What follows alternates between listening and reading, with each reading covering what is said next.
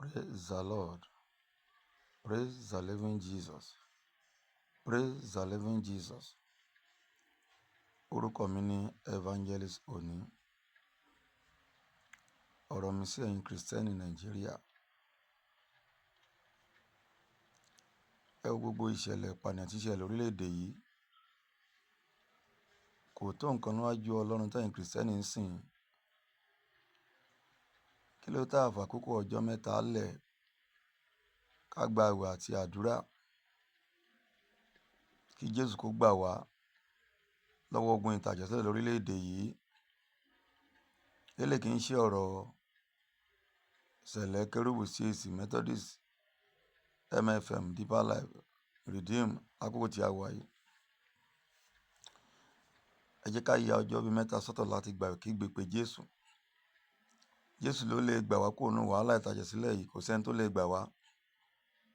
A tẹ̀rí ọ̀pọ̀lọpọ̀ àwọn èèyàn tó ń dárúkọ Sunday Igboho, tó ń dárúkọ Ògún, tó ń dárúkọ Ọbàtálá, Ṣàngó. Àwọn èèyàn ò lè gbà wá. A lè máa gbógo ògo Ọlọ́run fún ènìyàn. Ọlọ́run fọwọ́ lọ́rọ̀ ń wò wá. Ẹ ká kígbe pé Jésù kó gbà wá. Ó ti sọ wọn tẹ́lẹ̀tẹ́lẹ̀ pé n tó Olúwa sọ nípa àwọn nǹkan tó ń ṣẹlẹ̀ yìí. Àwọn ẹlẹ́sìn kejì yẹn fẹ́ sọ orílẹ̀-èdè di ẹlẹ́sìn kan ni. Wọ́n ṣe ń pa àwọn èèyàn.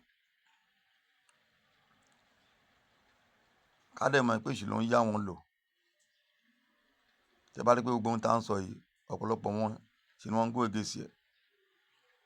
Ṣùgbọ́n tẹ́ bá gbàdúrà Ọlọ́run yóò gbà yín. Yẹ ká ké pe Olúwa, ẹ̀yin aṣáájú gbogbo ẹ̀sìn gbogbo. A ò mẹ́ni tí ó lè tún kàn ní ọ̀la. Àwọn tó kàn la rí yìí. Jésù ló lè gbà wá. Kò sí ènìyàn tó lè gbà wá. Torí Ọlọ́run fún ara rẹ̀. Ó sọ nínú Psalm 24:1 ní ti Olúwa ni ilẹ̀ àti ẹ̀kún rẹ̀. Ọlọ́run ló ní ọkàn ọba àti ìjòyè ló lè gbà wá. Ẹ ká ké pé ó sọ fún yín. Nítorí Olúwa wí fún mi wípé ẹ̀yin Kristẹni Nàìjíríà kẹ́ gbàdúrà kẹ́ má bàa gba àdúrà. Ṣùgbọ́n ọ̀pọ̀lọpọ̀ wa kò sí Ọlọ́run. Ìgbà tí mo tún gbọ́ ti àárọ̀ yìí báyìí tó náà pa tíṣà, ó jẹ́ ohun tó kọ mi lóminú. Mo sì ní kí n tún jáde kí n tún bá wa sọ solution tó lè yanjú ọ̀rọ̀ yìí.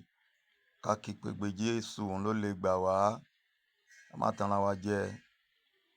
Ó gbà wá lọ́wọ́ àwọn ẹlẹ́sìn burúkú wọ̀nyí. Gbogbo àgbáyé lèṣù tí ń yá àwọn ẹlẹ́sìn yẹn lò. Ṣùgbọ́n àwọn orílẹ̀-èdè tó gbọ́n, wọ́n bójútó ìlú wọn. Èṣù ló ń yá wọn lò. Nípasẹ̀ àwọn lèṣù ní àwọn òkùnkùn àgbáyé mú ẹ̀jẹ̀. Sọ fún yín, Ọlọ́run tí wọ́n sìn kì í ṣe Ọlọ́run.